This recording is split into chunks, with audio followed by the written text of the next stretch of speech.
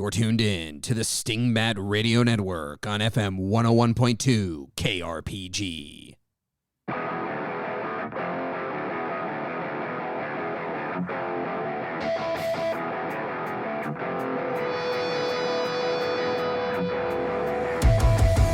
Welcome to Dungeon Master Diaries, a podcast about Shadowdark and other role-playing games, where two GMs talk about their recent experiences at the table and hopefully give you something useful that you can take to yours.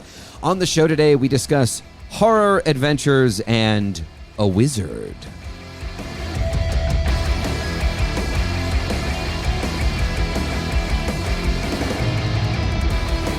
Hello there, sages and adventurers. My name is Matt.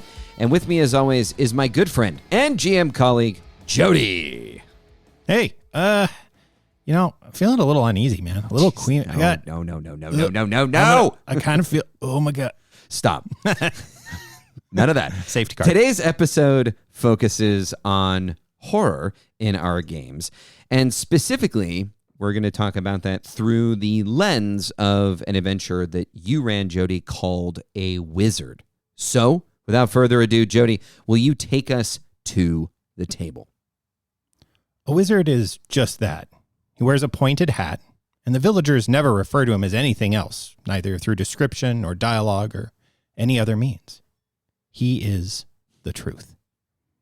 In the tranquil hamlet of Canny, there's a bounty out on a wizard. Allegedly, he wreaked some havoc before escaping to his tower on the north end of town.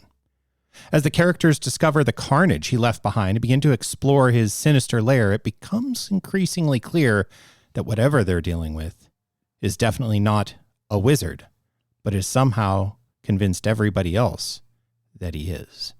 A Wizard, a pulsing, writhing horror adventure for old-school role-playing games created by Ripley Caldwell. This module includes the opening warnings and explanations. The module is system agnostic, hearkening to systems of various OSR and type, and leverages language such as easy, medium, and hard. Feel free to adjust as needed. Danger. This module can be deadly. There are several traps or effects that can kill characters instantly.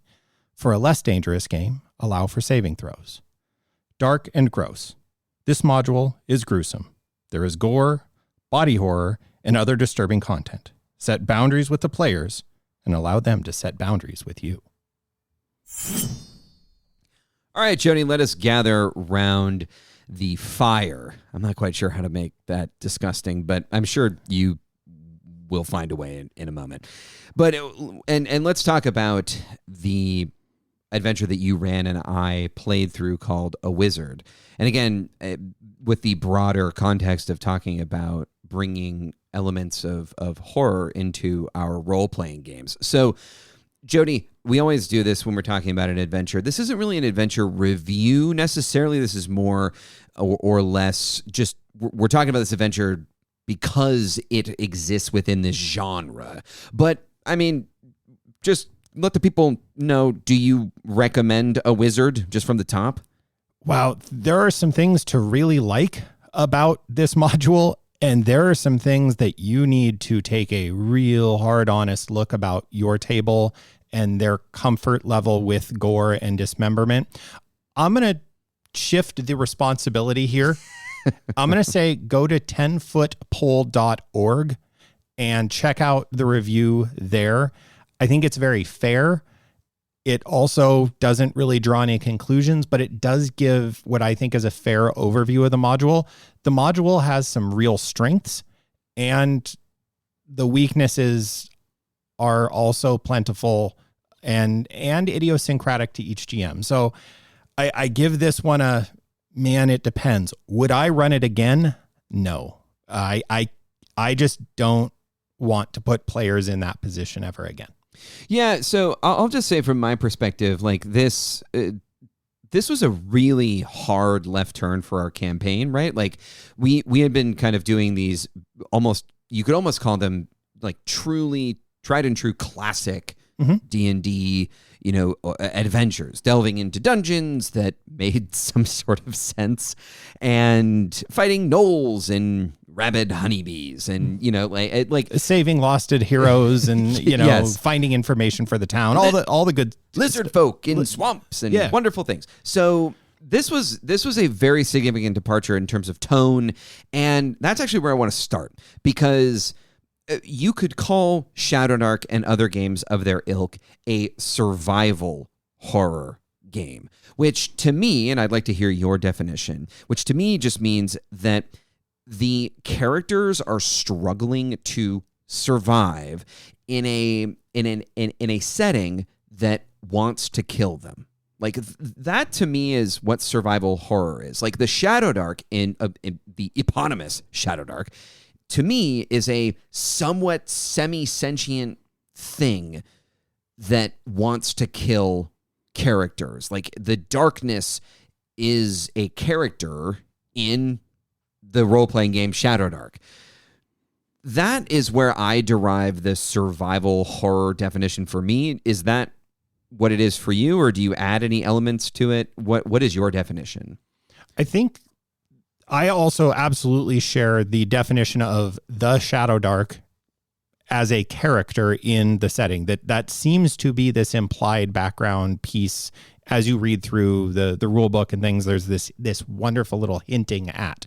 And I've adopted that because I've always been of the mind of let players have something other than zombies that they can go, bad, that those are bad. So my spin has been, once I switched all of my fantasy playing over to Shadowdark as a system, that the monsters are born of the darkness. They are a manifestation of the Shadowdark. And therefore you're good. You can kill them. Can they talk? Can they interact with you? Sure. Yes. But left to a goblin's own devices, you look delicious, and doing unsavory things to you and having you scream and be uncomfortable sounds good to him. So it's probably best to reciprocate before you find yourself on the end of a dagger. Now, with all that said, I did like, and how I brought a wizard to the table was I wanted something different. I did want to give you guys something out of left field. I was maybe leveraging a little too much of the old Hanker and Fernale, Runehammer, the novelty thing. Like, hey, keep them guessing, bring them something different. And this was that. We do have some players who like the dark and macabre to a point. And so I thought, well, this blends that. It also answers some world building stuff that I leveraged a truth, like the wizard is truth. I was able to do some fun things in my own campaign world with why is he the truth. So those are the kind of the reasons I grabbed this module. Was it fit really well, and it was some novelty. As for my definition of survival horror, it is like the backpacking piece that I think I turn up a little bit more of, like, hey, if you go out in the wilds and you are camping and now there are things out in the dark that would like to eat you, like having the ability to get from point A to point B safely is a very tenuous thing. And kind of Nordic folklore highlights this. I mean, Little Red Riding Hood highlights this in a very fairy tale sense of, walking and do not stray from the path. And so the survival piece is a little bit more like frontier survival-y to me than necessarily just the monsters and gribblies. So like your rations and your torches really fit into this story. And the casting of light really resonates with that notion for me. So it is more usually survival horror is about that kind of roughing it in the wilds, and the wilds are this unknowable place. There are, I think points of light is kind of one of the ubiquitous terms of there are cities and there are points of light and they're safe. And as long as you're there, you have to deal with the weirdness of people, which is a lot of gray. But if you go out outside of there, then, there's wolves out and here be dragons and whatever. That kind of stuff. So this was very intentionally like, no, I want to lean into the horror and weirdness, and it does deliver horror and weirdness, but it does it in a way that is a little over the top for me. Yeah. So, okay. This is a tough conversation because there are so many types of horror. There's the kind of slasher film stuff. There's the monster horror of like Alien or The Thing, or you have like your Lovecraftian sort of cosmic horror, which is probably, that is my preferred kind of horror genre. But there's horror as a genre of fiction, of television shows and movies, and of even role-playing game materials is so diverse that we're not going to be able to cover all of it.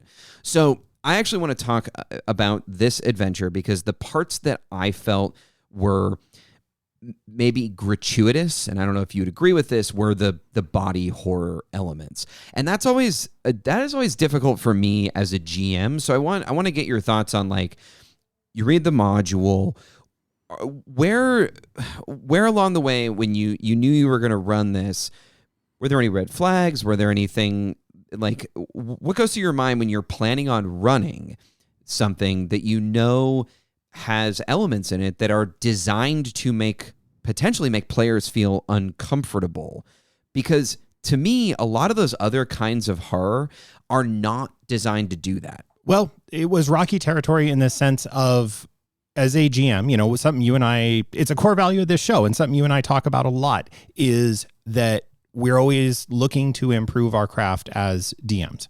And there is a certain amount, I think of the two of us, the one who's always like, hey, reflect on yourself and see where your boundaries are and see where you're like, stay true to yourself. There's also an amount of stretching yourself, right? Like baking and cooking. I really love cooking. I am terrible at baking. So I took on a few years ago this, like, I'm going to make a great chocolate chip cookie. And I tried lots of weird stuff to figure out, like, how I could make a great chocolate chip cookie. Never really got there, but I learned a ton in trying things. So this was definitely in the I'm going to try something zone. This was about me also pushing a boundary of, okay, how far can I go with the body horror? It is a thing my players have said they enjoy, is an amount of that kind of viscera that I'll include in my games, that they're like, oh no, it's really like gross and intense, but like, it's not the grossness, it's the intensity, which I think is now in retrospect, like, this went too far. But it was just about trying something new and different. Also, there's a significant portion of the module that is kind of random and like, hey, we're going to roll on tables and we're going to see how this thing turns out. And so it was also leaning into that of like, hey, I'm going to stretch myself a little bit. So it was a couple stretches for me. Also an area I felt comfortable in, like, delivering. I knew I could do a good job with the body horror. Also, it was beforehand, I was like, I am going to put a disclaimer out of like, hey, if I get to a place that's uncomfortable, let me know. And we did have a player at one point go, yep, stop. And I was like, okay, cool. And we moved on from that and stopped that piece. I included those opening warnings and explanations that are inside the front cover of the module, and the dark and gross and dangerous it's not kidding. Like Ripley Caldwell in his like, hey, warnings, I think he probably could have said them more firmly, frankly, of like, the Kickstarter page that this came from does not paint the picture sufficiently of how gnarly this. You mentioned the different kinds of horror. This is like Hellraiser stuff. Like we're going to get into some pretty gnarly things. So if Cenobites and Hellraiser, you're like, I love that stuff, and so do all of my players. Yeah, here you go, man. Like, rock on. You're going to love this. If you have people at your table who are like, no, that's not for me. Well, I'll be honest, there's always the play is the thing, right? Like, as you play things, it played out much more intense than I intended. So this is what I want to hone in on at the moment, because I know there's a lot of like safety tools out there. I know there's a lot of conversations about trust at the table, but I also think even at the most trusting tables, there are a lot of people who are just going to grit their teeth and grin and bear it. Right. And I don't know if that happened. I know that there were places where like I was not, I will say I enjoyed the play experience on the whole, and I think you did a good job running it. There were places where I was taken out of the fiction of the game because of the gratuitousness of the scene. And I was thinking more about like, this is a lot. Yeah. And I wasn't actually thinking about the goals of our characters or the game world. And so I'll be specific, and there's a scene that I'm thinking of that I'll put another disclaimer here that like there's a little bit of, this isn't like, it's not gratuitous. I'm not going to describe it gratuitously, but there's a bit of pregnancy horror. So if that is something that is not your jam, skip forward. I'll put a timestamp in the show notes that you can skip to. But there is a scene where there is a pregnant woman, and inside of her are what are referred to in the module as keys. Mm-hmm. And what ended up happening is it was clear to us that we had to essentially cut them out of her. I felt like that was sort of an emblematic scene of not the dangers of bringing horror to the table, but the dangers of forcing your players to do the horrible thing, right? Because we did everything we could to not have to cut something out of a clearly in pain and uncomfortable pregnant woman. And at the end of the day, that was the only way that we could move forward in the adventure, or so we thought. And I just kind of wanted to, like, this is, I think, an emblematic scene of what can happen, because there was a point where I thought about stopping the game and just flat out saying, like, hey, I don't know how everyone else is feeling, but like, I just thought about stopping the game and saying, hey, is there any way around this? Because no one wants to do the thing that we all know is going to happen. Can we do something else? And I didn't, but I almost did. And I don't know. I wanted to get your thoughts on specifically, like, what happens when a scene like that happens. And like, I don't know why I didn't stop the scene. I don't know if it was like the social pressure of the situation, or I just didn't want to, I didn't know if everyone else was feeling the same way as me. But like, it seemed like we were heading toward, all the players were in the same place. I don't know. Like, there's not really a question there. It's mostly just me, like, kind of putting this situation in front of you and saying, like, how did it feel from your position, I guess, is a good question. To me, it felt like the kind of classic players unwilling to walk away from something, which is increasingly a situation that I am dubious of. This is one of those classic GMing, like, give them the hard choice, or they can just walk away. Yeah, they just won't. We can't. Like, no, yeah, totally. There was literally, in this room, you enter, there's a locked door that requires a key. Right. And there's a stairwell out of the room. And you can just walk up the stairwell and leave the room. Right. There is nothing stopping you. There is no hindrance other than you are going to leave this person who is uncomfortable, and you're going to leave them. And that is kind of, as you said, emblematic of the problems with this sort of thing. The players don't get a choice about what's behind the next door. Yeah, right? we also, I mean, like, so on the wall it was written something about keys, and then there had been another door that, like, very clearly needed something, and you had telegraphed that, like, those things, what was inside of this woman. If a door is locked in a dungeon and you have to get a key, there is no more clear telegraphing that is the thing that you should do. So, like, why would we leave the room?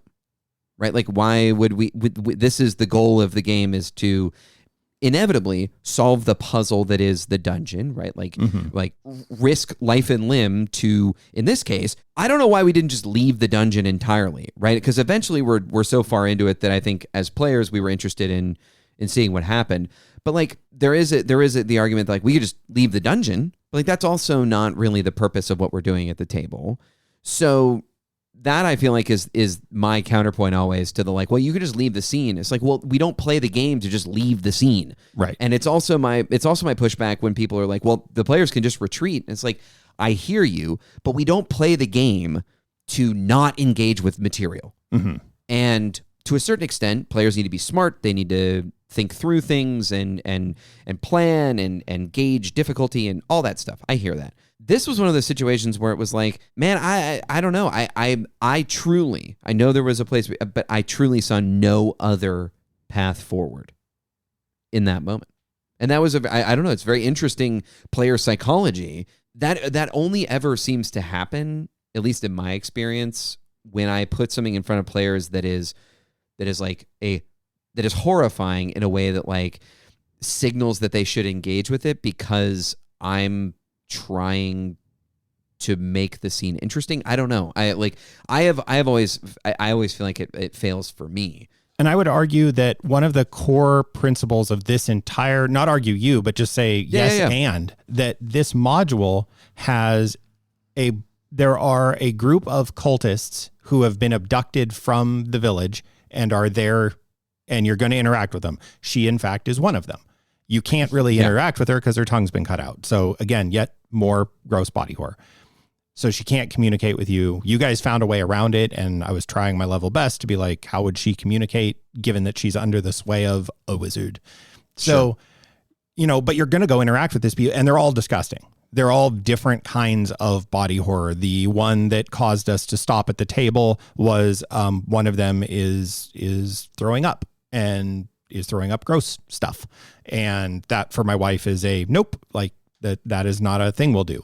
There is another set that are spiders, and it's spider horror, body horror stuff. And that's a very common one. So and then there's, all kinds of like body dysmorphia kind of body horror of like bodies being stretched into strange shapes. And the module, what I realized while I was running it was like, eventually it's going to poke everybody at the table, that it plays into enough cliches. And again, if that's the experience you're going and signing up for, and your tables wants to play a Hellraiser style game, this is it. Like if you want to go, I want to play an adventure that is Hellraiser adjacent, A Wizard's your jam. 10 out of 10, grab it, play it. It's crazy, crazy times. If that's not what you're signing up for, and this is where I'm going to give myself a bit of an out, and sure. Also the Kickstarters. If you go to the Kickstarter page and you read what's described there, it does not convey this. Even if you go look at the art, which is lovely, like gross, very gross, and very well done and evocative and like really captures a vibe, it still doesn't really get you there. In fact, I would say I was misled or inspired, depending on which moment you're asking me in, that it had some Call of Cthulhu energy to it. Like yes, you read my mind. This, as you said, cosmic horror element, and there is a cosmic horror thing that's happening in a wizard tower. This is my favorite part of the adventure, and the thing that I really enjoyed about until it wasn't. Well, okay, we'll get to that. We'll get to that. But there's, and that's kind of what I wish I would have known, is if you look at a wizard and you flip through it and you read through it, it signals to you Hellraiser. Yeah. That's the direction you want to run this thing. Yeah. And it's the direction I ran it. And I think I ran it with a relative amount of fidelity to have the experience. And I wanted to test that boundary. And now I know how much guts and gore is too much guts and gore. I know, easy out. Don't put guts and gore on NPCs. Like anymore, that's going to be my man, it better really be worth it if I'm going to put any amount of guts and gore on an NPC. Like that kind of stuff, like the scene we were talking about a few moments ago. Sure. Because again, the players won't walk away. They won't walk away. And you also have a bunch of players. I don't mean to interrupt, but you also have a bunch of players. I will just say in our defense, like we wanted to save this person, right? We wanted to save people. And I think if I can see where you're kind of going, cosmic horror is all about the futility, right? And we didn't, I don't think we put together soon enough that it was that. And certainly I think we were role-playing our characters, that our characters weren't understanding the futility of trying to help. And that's what we were trying to do. We desperately wanted to help this person and the people in this place survive. And it became clear, specifically after this one encounter, that we just weren't, that just wasn't going to be the case. Like none of these people were savable. Right. And so apologies for interrupting, but I think it's a great point. That's a core to our experience on our side of the table. Well, the other trade-off, let's stick with that cosmic horror piece, is that other trade-off in a cosmic horror Cthulhu adventure. What is it? You have it really quick. It's like you get to... Oh, yeah. There's three things. You can either save, survive, or solve. This is the classic Mothership 3. So you can save yourself. This is the other one. Save yourself, save, the person who's in danger, or you can know the truth, right? But you have to choose two. Right. This is the conundrum, is you can only ever choose two of those things. And so however you want to kind of couch it, right? You're always going to lose something. Right. And I was trying to thread the needle for fantasy adventure with a slightly heroic bent. Still, I think I play squarely in the camp of survival horror D20 fantasy. Mm-hmm. But I, with that, like a little heroic, like the goal is for us to survive and tell a story together. Yeah. The cosmic horror thing is the disclaimer of the opening warnings and explanations of danger. To emphasize this point, the module calls out that if at any point, a character is alone in a room, the wizard descends from the ceiling and kills them, describes screaming and suffering, and then have them roll up a new character to present later. No rolls, no nothing, just bam, you're gone. And there are multiple, on top of multiple spots in this module that it's boom, you're dead. There's spots that are multiple, boom, TPK. You're done. It's over. Like, which is a critique, like hopefully obvious, like even in a cosmic horror thing. Right. So this module is trying to do something of cosmic horror versus, full on body / gore horror and some psychological stuff. And I think anytime you end up in that in-between place in your adventures, it just like you're describing is my players were doing what we'd always done. We're playing through a heroic story. So we're going to be the heroes. We're going to save this person. Yeah, we're going to be the good guys. And my bad that nope, this was not going to give you those kind of options. These people were happy to be there and willing to be there. Right. And, were fulfilling their roles of whatever they're supposed to do in the tower as these kind of meat puppets that they are willingly brainwashed to sign up and be. And, and again, like the intimacy of a role-playing game is when Cthulhu, to go back to that one, when Cthulhu's at its best, it is this like really intimate table experience. Like we are sitting in this uncomfortable truth and we are going to sort it out. And, oh wait, if this means, and then that means, oh no, like what to, but it's not. And then we have to go, take out our dear friend Billy and, feed him to a dark god. That's usually not where Cthulhu goes. And this module kind of repeatedly does go there. Okay. I have run a couple sessions of Call of Cthulhu. They've both been one shots. I'd love to run a longer term campaign, but I have a couple of thoughts about this. I love running Dolmenwood because of the horror that exists there. But what I am constantly struggling with at the table as a GM is whether or not I'm trying to elicit emotional or just reactions in general from my players or from their characters. This is where I don't have an answer. I, as a player, enjoy earnest role-playing, and as a GM, I enjoy earnest role-playing. And that usually means that, like in a horror setting, that I like the feeling that you described at the table, Jody, that feeling of intimacy and that feeling of like that it's an ephemeral thing, but when you capture it, those moments of tense, like the players are feeling a sense of dread that is descending on the table. Those are great moments. I am dubious of whether you can manufacture them. I think there are things you can do as a GM to create the conditions in which those things might happen. I am not convinced that it is possible to guarantee that they happen, even when you know the players who are going to be at the table. Because I have run games where I didn't think that was going to be the end result. I'm thinking specifically, I can't remember the scenario, but I believe it's in the Call of Cthulhu starter set. And I ran it as a one-shot a couple years ago. And it's one of the sort of top 5 moments of horror role-playing that I have experienced. And it was just so visceral. But the players at the table, I never would have thought that those players would have created those circumstances, just because some of them hadn't played together before, and it was a one shot. And like normally one shots tend to lean more towards, maybe some goofs or whatever. I had no idea what to expect, and it ended up being this thing. And then there are times in our Dolmenwood game or in other horror games where I've felt like, oh, this is great. The narrative stakes are high. This is a path that has been, well trodden to this moment, and I'm gonna set this scene, and it's gonna be just monumental.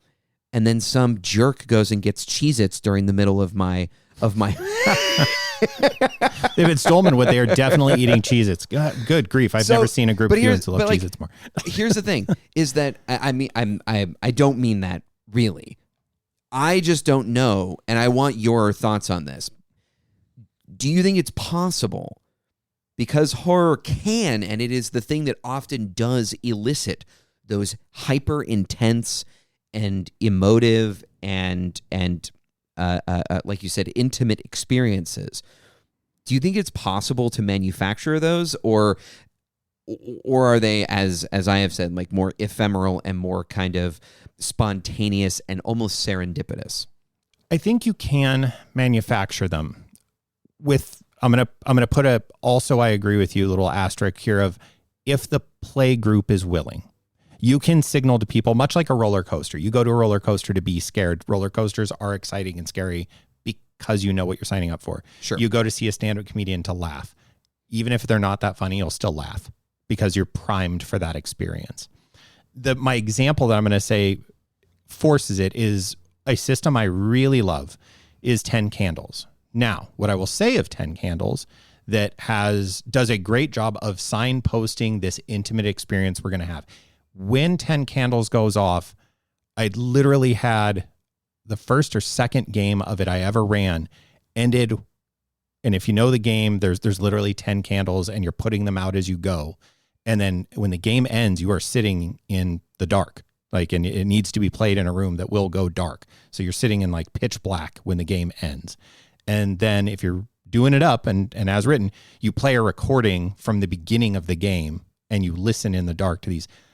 Literally everybody was crying, and not sad. It was just like this catharsis of man, that was really crazy. That game does curate that experience. That said, it has not always delivered. I famously played in a game with you where you played in it and it did not deliver. We did not get there. It just didn't play out correctly. And that, why didn't it, the magic yes, to your point, It won't always work. Can you signal and create that experience? Definitely. You can hedge your bets. You can definitely set the table, but yeah, somebody might get up and Cheez-Its, or, somebody might be uncomfortable and make a fart joke because they're uncomfortable, right. Or actually fart because they're uncomfortable. I have not had that happen. We haven't had that happen yet. I'm waiting for it. Or we also do play on padded chairs.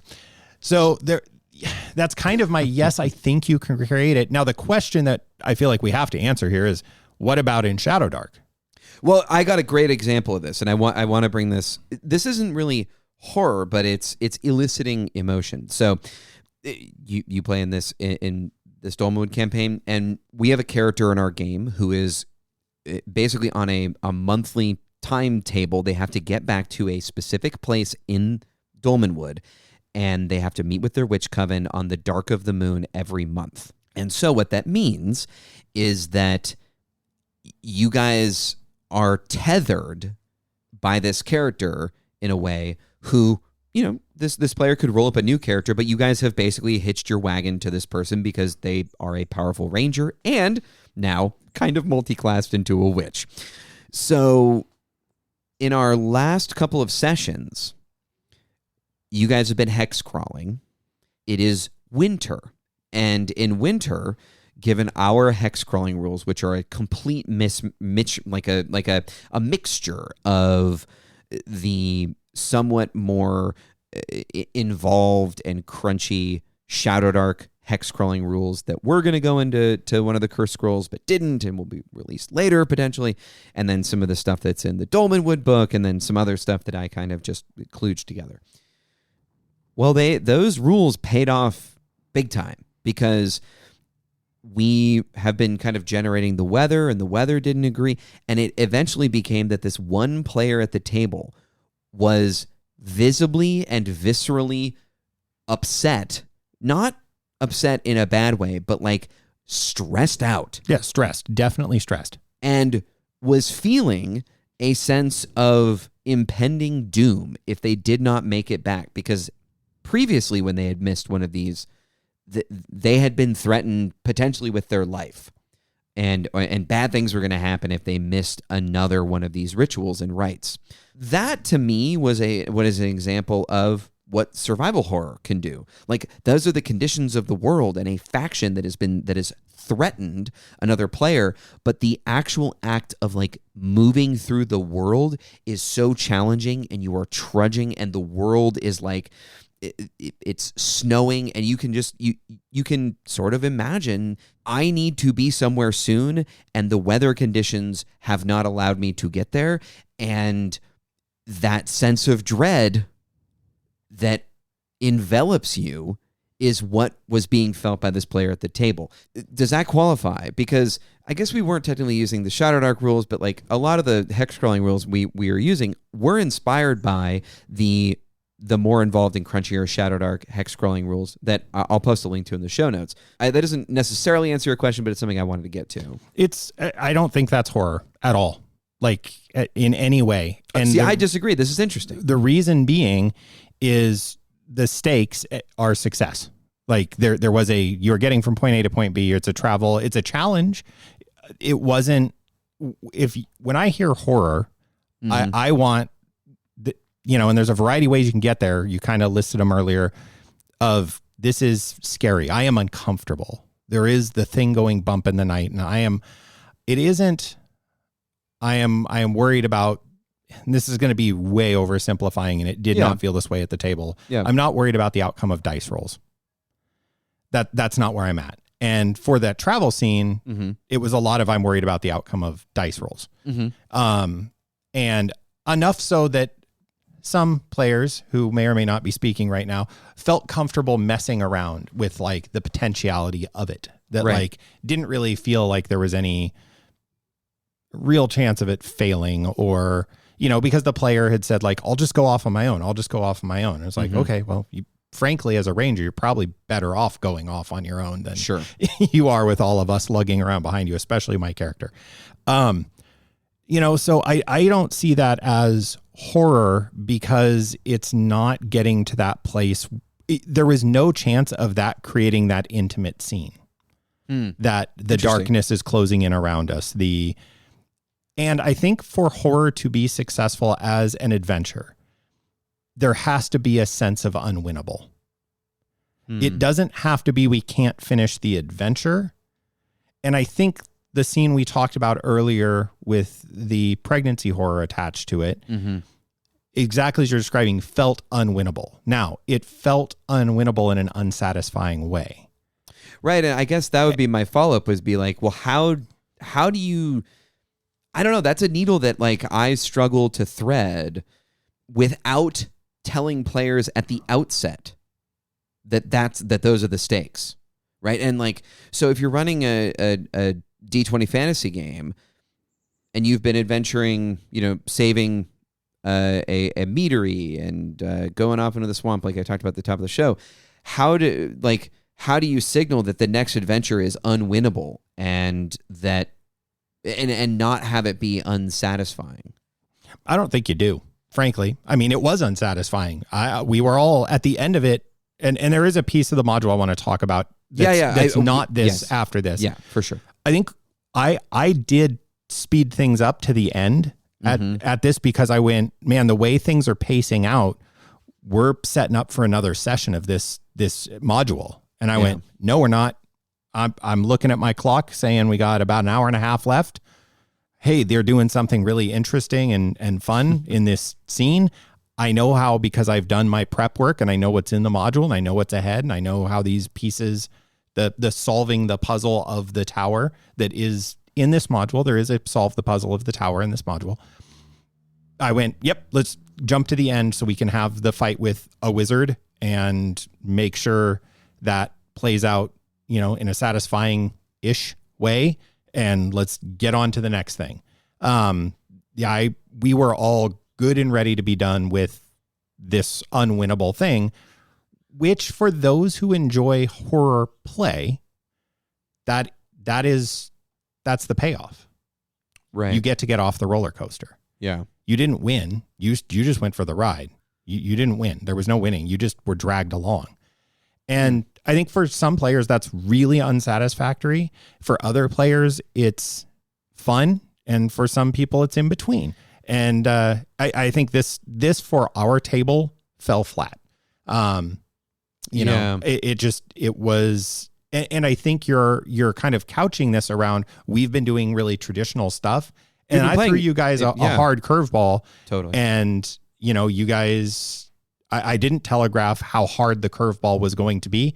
In part, again, I'll give myself a small out that in reading through the module, the intimate scenes land in a really uncomfortable place that I was like, oof, there's some really good horror-y stuff here, but it's Hellraiser's fun because you're watching it. You don't want to be in it. Well, I forgot to bring that up, but that was what I was going to come back with, was like the thing about watching horror in a movie is that you are inevitably detached from it in a way that like you can't be in a role-playing game unless, like, I think there's also a sense of the way that we role-play is different than maybe other, like we have an attachment to our characters that isn't, I don't think we necessarily are, we joke on the show about theater kid energy, but like the kind of modern actual play stuff where it's tough to tell if the person is or isn't their character, and there's lots of extemporaneous role playing in character. The players are embodying their characters in ways that maybe,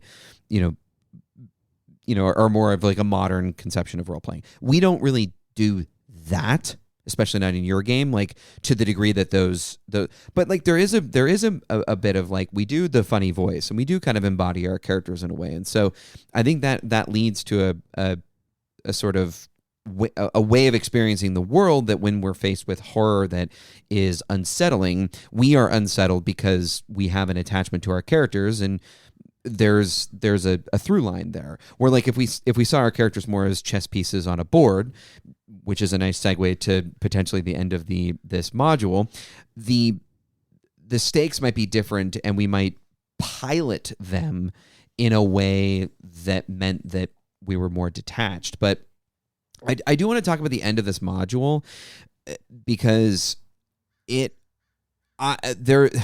is so hard for me, because as a player, I felt like I got punched in the face by the module in many ways.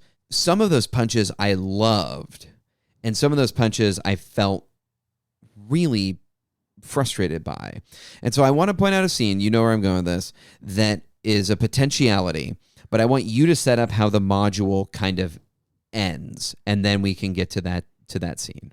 Well, and therein lies the rub, is the experience you had is not the end of the module as written. So the Wizard's Tower has 5 floors. Right. The 4th floor has 3 rooms: an entry foyer, the abyss, and then an exit door. So it's a linear path, if you will. You come in, you open a door, there's an abyss, and on the other side of the abyss is a door. And you have to go through the abyss. The abyss itself has 15 separate entries for what does the players experience in the abyss. You roll a d20, and the first 5 are an abyssal encounter, which are just strange, horrible, body horror-y monsters that you fight or just kill you. The other 6 through 20 on the D20 are very, very bespoke experiences, ranging from playing out a chess battle, so a chess board, which is what one of our groups roll up, because of course we split the party. Why wouldn't we split the party? Right at the end. And to before I get into all of these, actually, before I go on about the chessboard and the other things, and we get to the what the hell scene that happened. Yeah. After you get through the abyss, however you get through it, there is a whole nother floor of strangeness and body horror and experiencing parts of the wizard's body as they are like dismembered, but they're not dismembered. They're like sticking out of walls. And then eventually you get to the chamber with a wizard, and you have your final showdown with a wizard who is incredibly difficult of the encounter. I dialed him back.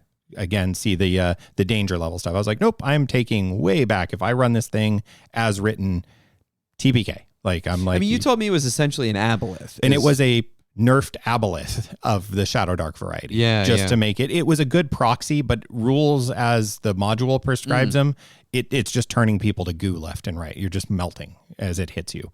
So that doesn't seem fun. So the abyss. Here's the issue with the abyss.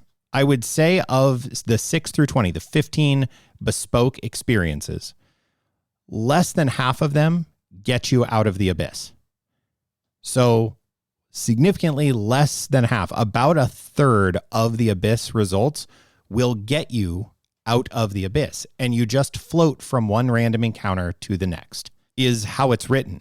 And I saw this and was like, I know when I get there, I'm going to have to do we're going to figure this out. I'm going to do a couple of them and we'll move on because they're fun and quirky and weird and very strange. And some of them are wildly disgusting and some of them are just weird and quirky. And some are an office building. And that's of course I was like, hey, roll 2d20 and I'll do the one that feels better.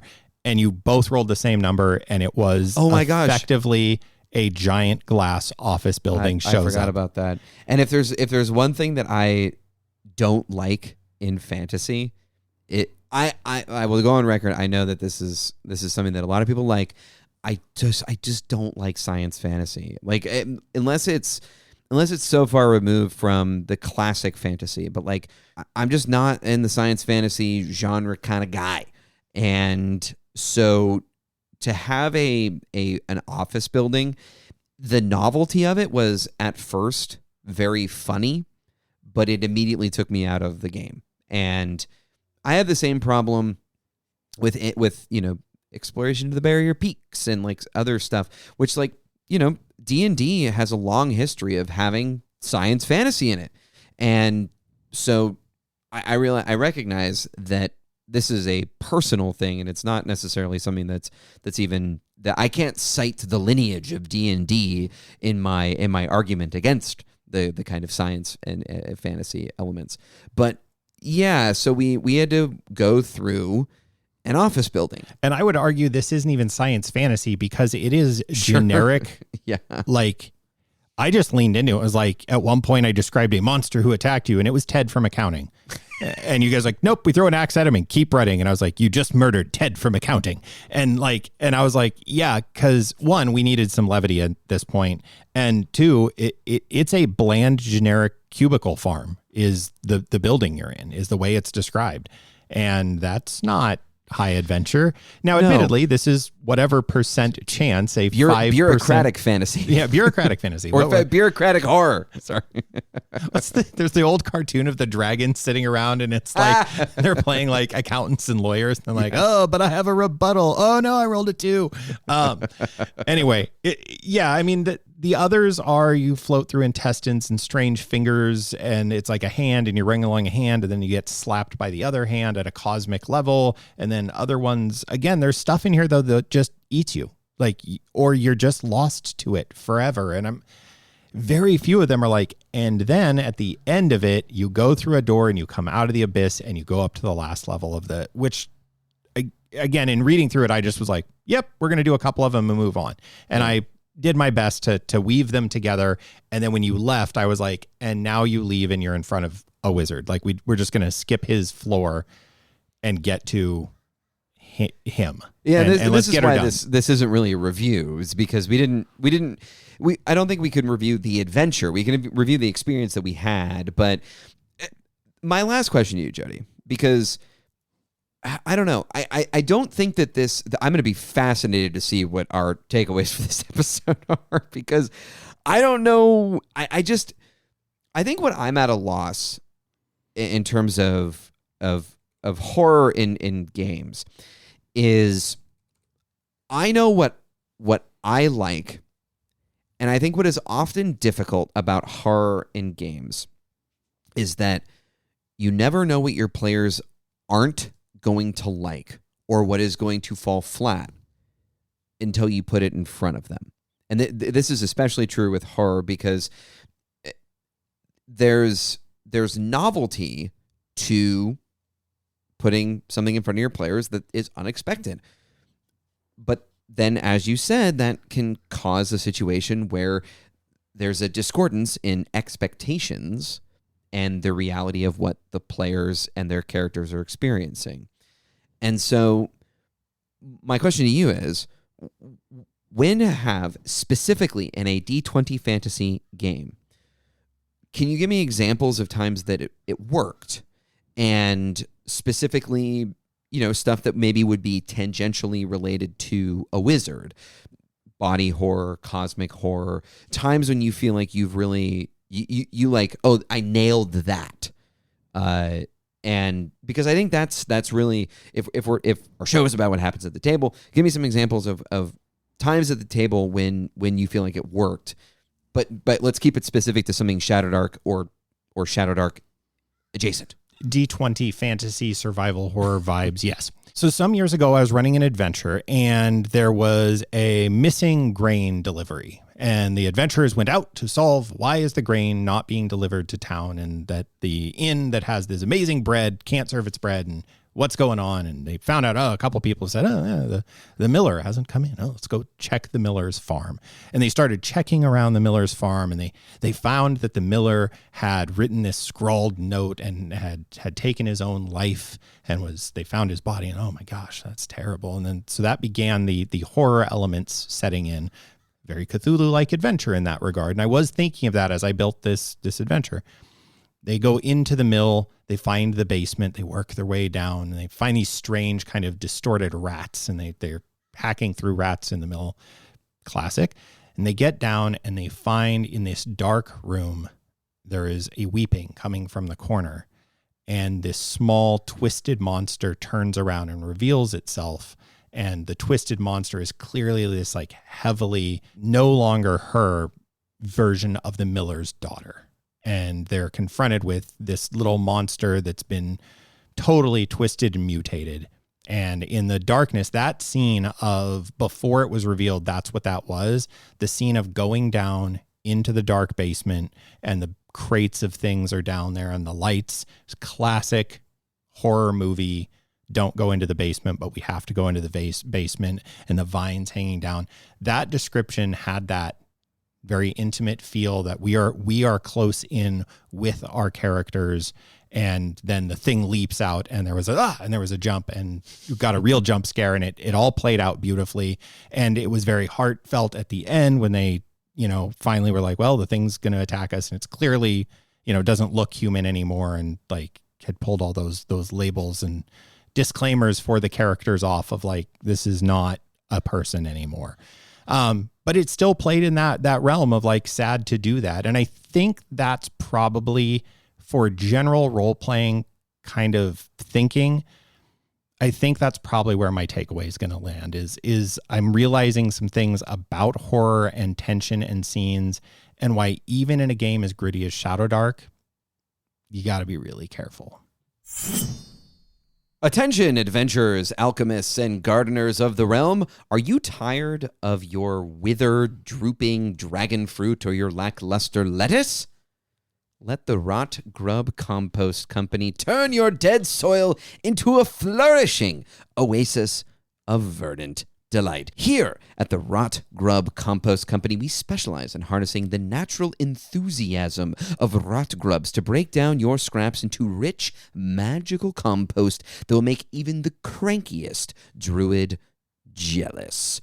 Our vermiculturing little critters don't just squirm, they work 24 hours a day, transforming yesterday's leftovers into tomorrow's bounty. So, don't let your dreams of a garden fit for a castle waste away. Call the Rot Grub Compost Company today, because the only thing better than a garden of life is letting nature's little monsters do all the dirty work for you.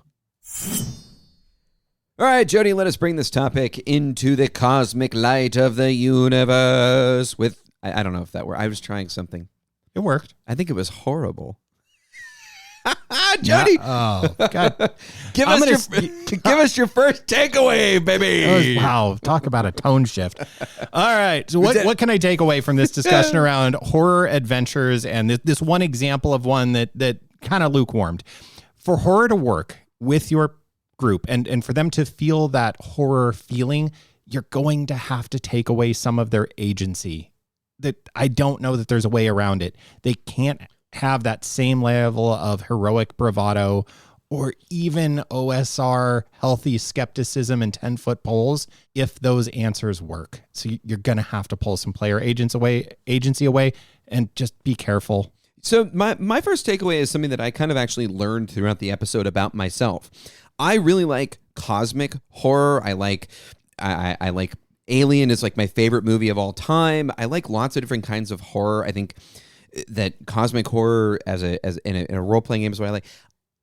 I think that body horror just falls flat for me. Like, I think it's just, it doesn't do a whole lot, and when it starts to work on me, it works in negative ways. And I don't think I really realized that. And so I think that this is an interesting episode because I actually feel like this is a true takeaway for me as a person and as a player and as a GM that, interesting. I will have to think about that more. Well, as often your GM, I also am going to take that piece of information with me. You'll be happy to know. Another thing I've learned in this, and while we ended talking about the abyss in a wizard's tower in this random table, and wow, horror adventures really just benefit from scripting. This is not a time for random tables. If your goal is to set a scary scene, then you need to set the scene. The scene I described about the players going down into the mill's basement and jump scare, and it worked, and there was a proper jump scare, and that couldn't have happened if I'd randomly rolled up an office building in the middle of it. That just wouldn't have gotten there. So, I encourage you, if you want to run a horror adventure, we are not far from the season when these things happen. Spooky. Then, script it. This is a time for planned adventures. If you want that to curate that experience, then by God, curate it. And I think I'll end, Jody, like dovetailing from that. I think to curate the experience, you have to tell your players the truth, meaning that's kind of a very sort of highfalutin way of saying it. But like what I mean is you have to set expectations, which is a great GM skill and habit. But I think that for a horror situation to play out well, you have to tell players, whether it's through the game world or just above table, that, like you said in your first takeaway, that some of their player agency is being taken away. This threat that you are facing is bigger than you, and you are not going to be able to defeat it. Your job is to survive, solve, save. Pick 2. All right. As the torchlight grows dim and the lurking things in the dark close in around us, we hope you were able to find something useful in this episode that you can take into a future game. If you have any questions or unique experiences from your table that you'd like us to discuss in a future episode, you can email us at dmdiariespod@gmail.com. You can also reach out via YouTube or Facebook. But best of all, as always, get at us on the Dungeon Master Diaries thread on the Shadowdark Discord channel. You can find links to those feeds and any other materials we referenced in this episode show notes. Until next time, may your taverns be light and your shadows be dark. It's got just the levels here, Jody. Dungeon Master Diaries is a production of Stingbat Radio Network. It's produced by Jody Kropholler and edited by Matt Bruner. That's us. Hey, our intro and outro music is composed by Christian Schuster, and Dungeon Master Diaries is an independent production. It is not affiliated with the Arcane Library LLC. Shadowdark RPG is a product of the Arcane Library. Copyright 2023. Boo!